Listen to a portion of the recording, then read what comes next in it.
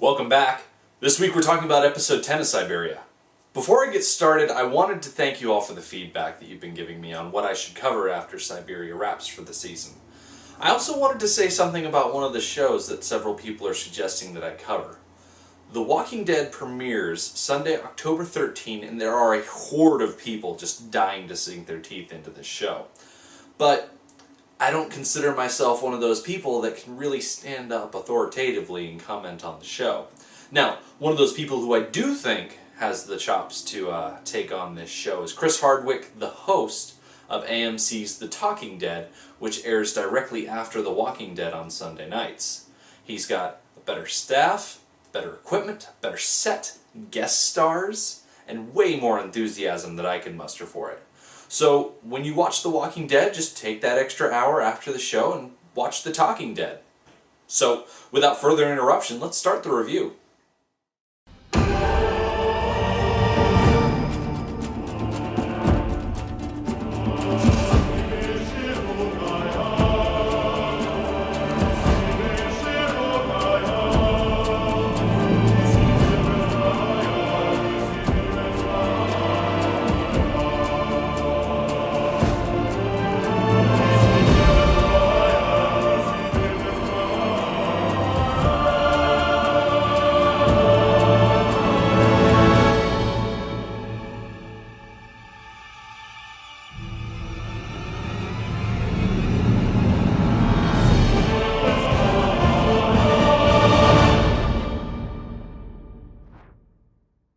Quick episode recap.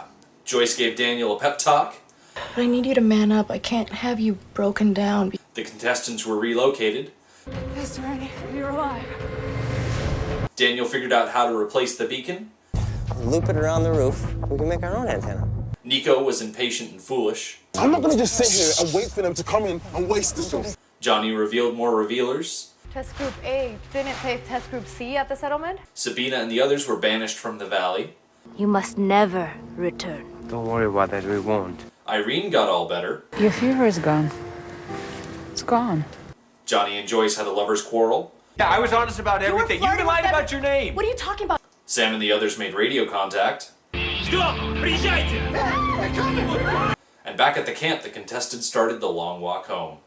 If you leave now, you will arrive by nightfall. Not much happened at the Research Institute this week, so let's start there. Johnny wasn't satisfied with watching old black and white footage, so he asked Daniel if they could use the computer to get online and get some help.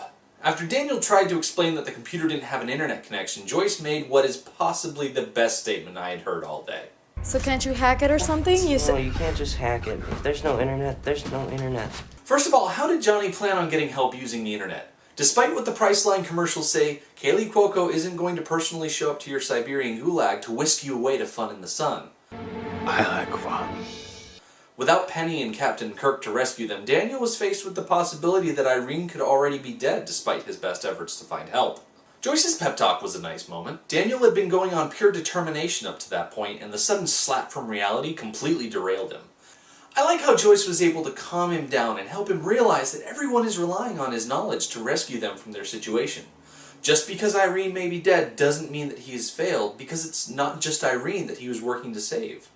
Bolstered by the realization of his importance, Daniel was able to compose himself and determine a way to fix the antenna on the collapsed beacon. Joyce and Johnny had a side story all about them being frustrated with one another and finally just hooking up.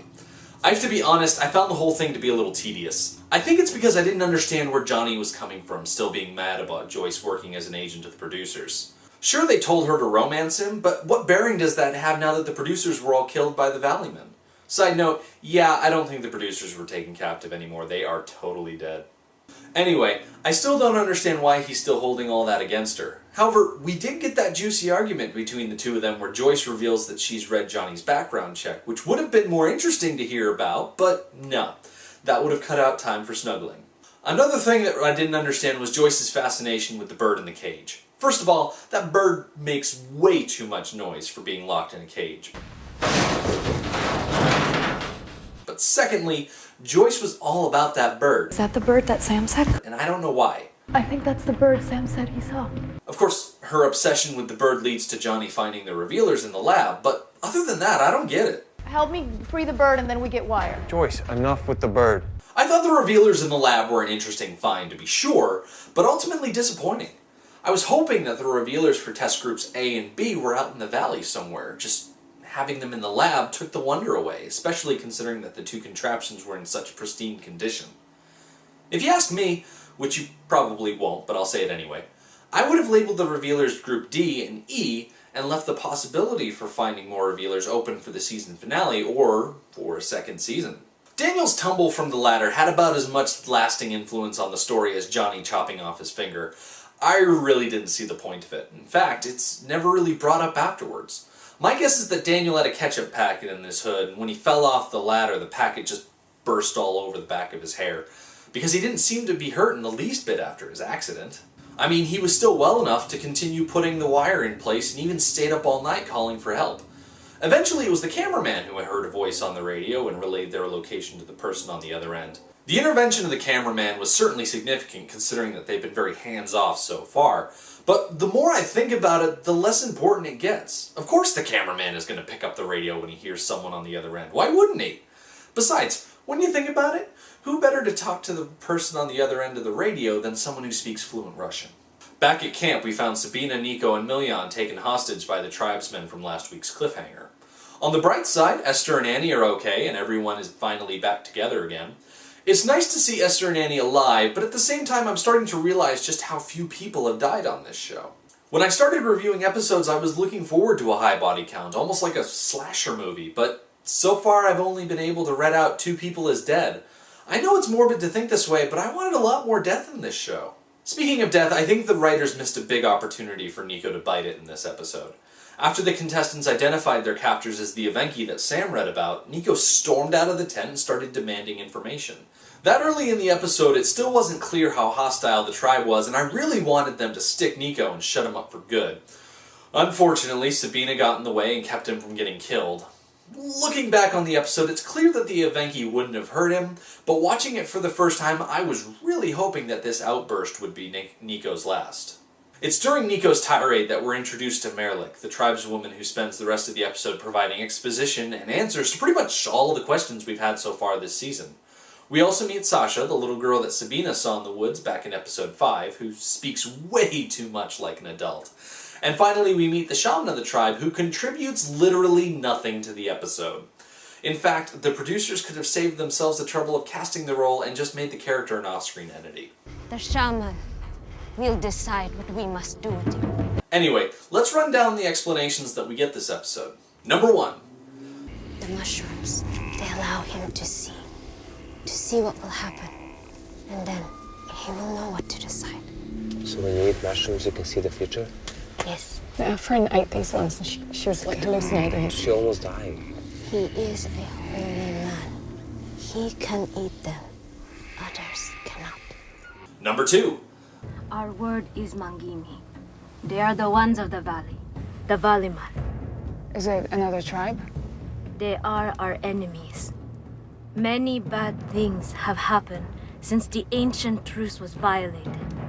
By you. By us? Number 3. The punishment is come again.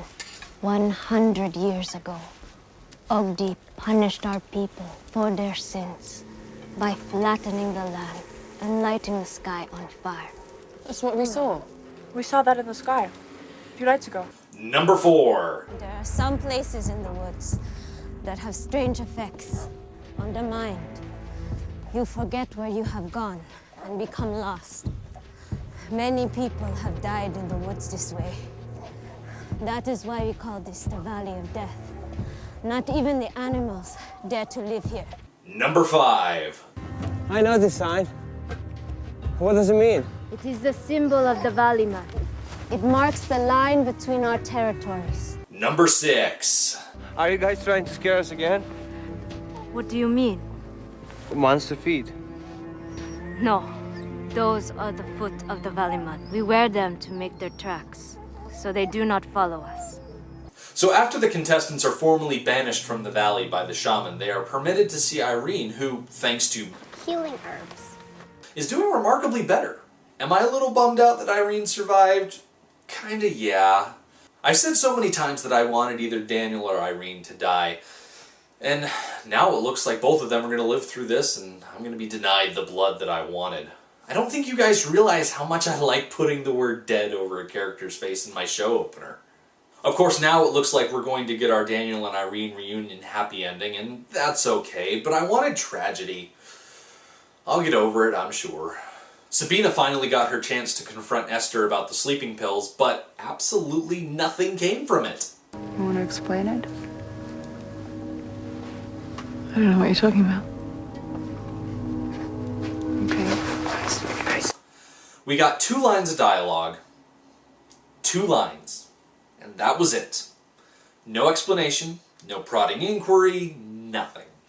I want Esther to get called out for the pill bottle in her bunk. I want her to be exposed. But I probably won't get that because someone always has to be interrupting the good bits.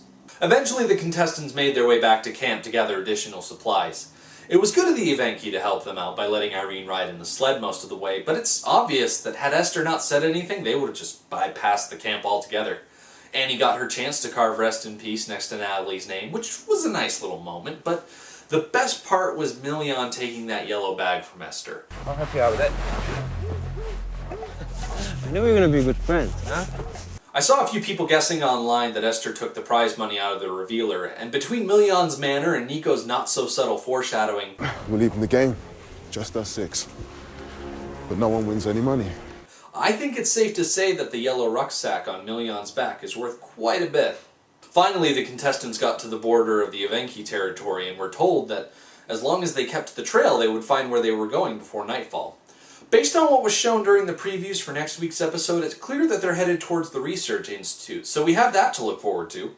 I'm not sure who the gun-toting military types are supposed to be, but we're sure to find that out next week during the season finale.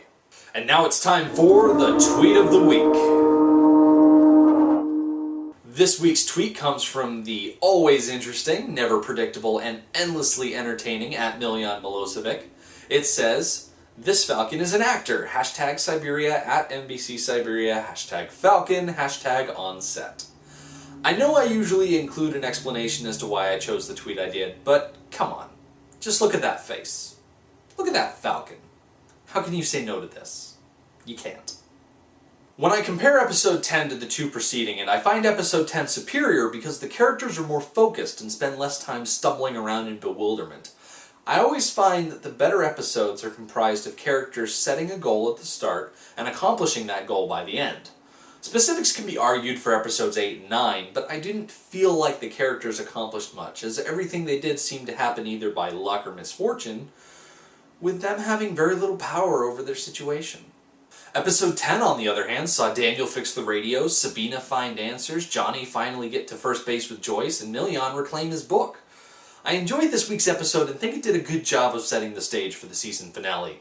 And even though I probably won't get the body count I was hoping for, it will be good to see everyone come back together before something inevitably goes wrong.